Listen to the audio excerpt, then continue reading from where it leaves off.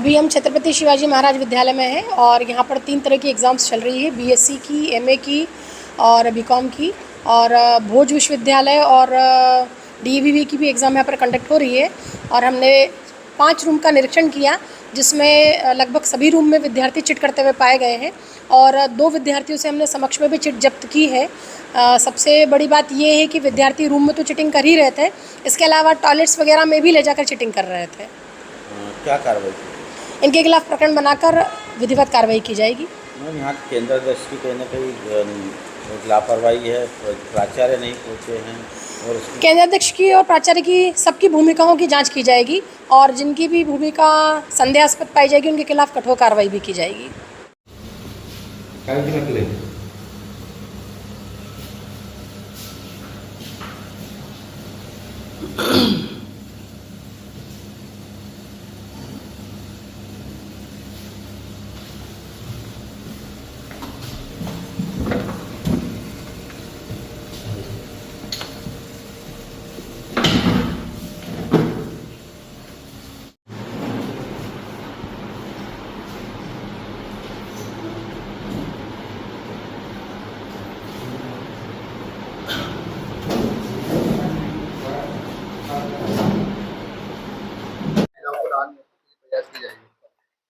देखिए, ये जितनी भी चीज़ें हो रही हैं,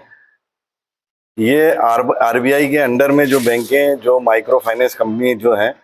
वो ऑपरेट हो रही हैं और शासन भी, सरकार भी इस चीज़ के खिलाफ है। और बुरहानपुर में जो है, इन लोगों ने जिस तरीके से स्लम एरियाज, जो गरीबी रेखा के नीचे जीवन यापन करने वाले, जो पावर लूम बुनकर हैं, जो बीड़ी बनाकर महिलाएं अपना जीवन यापन करती हैं, जो 100-150 रुपए प्रतिदिन के हिसाब से कमाती हैं, उनको टारगेट किया है और उनको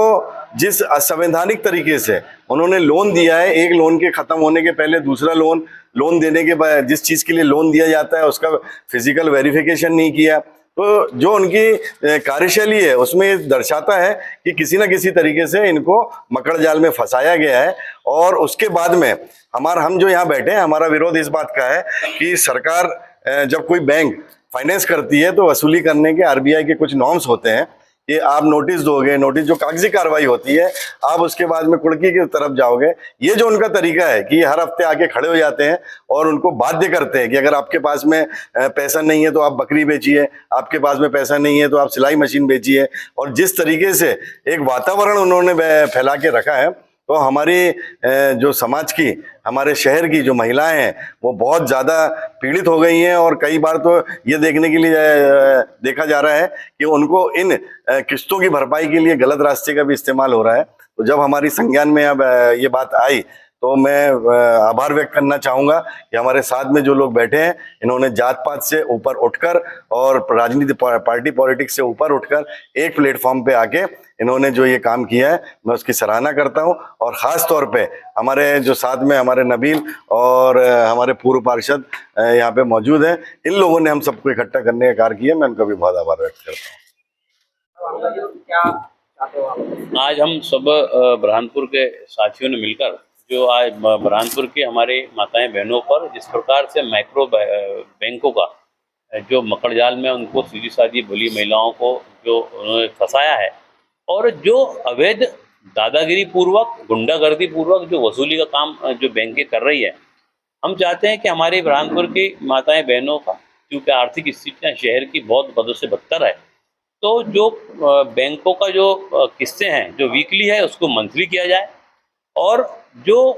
बैंकों की वसूली है इसको 6 माह के लिए स्थगित हो और तर्क संगत जो ब्याज लगता है, जो गाइडलाइन के अनुसार ब्याज लगता है, वह ब्याज लगाकर महिलाओं से और सहानुभूति पूर्वक शांति के साथ महिलाओं से किस्तें लेने का काम करें। देखिए, बुरहानपुर में पावरलूम उद्योग की स्थिति बिगड़ी और उससे प्रभावित लोगों को जिस तरह माइक्रो फाइनेंस कुछ प्राइवेट कंपनियों ने और कुछ फाइनेंस कंपनियों ने यहाँ के मजबूर लोगों को अपने मकड़ जाल में फंसाया,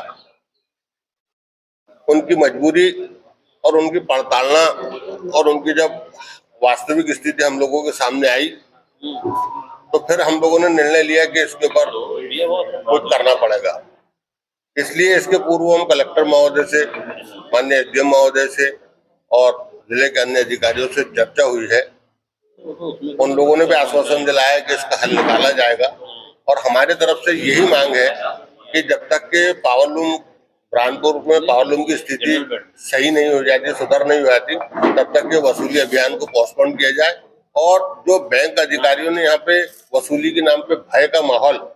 पैदा किया और महिलाओं को मानसिक रूप से प्रताड़ित कर रहे हैं,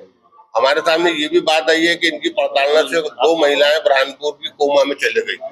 और ये भी हमारे पास सूचनाएं खबरें हैं कि कई महिलाएं इनके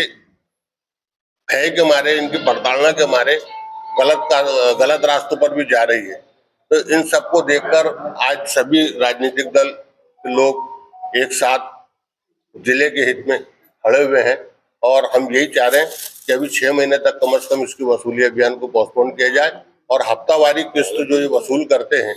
उसको मंथली किया जाए। और इनका जो भय वाला और जो दादागिरी गुंडागर्दी का जो माहौल बैंक अधिकारियों ने पारित किया है उसको खत्म करके वैधानिक जो रूप है उससे वसूली की जाए।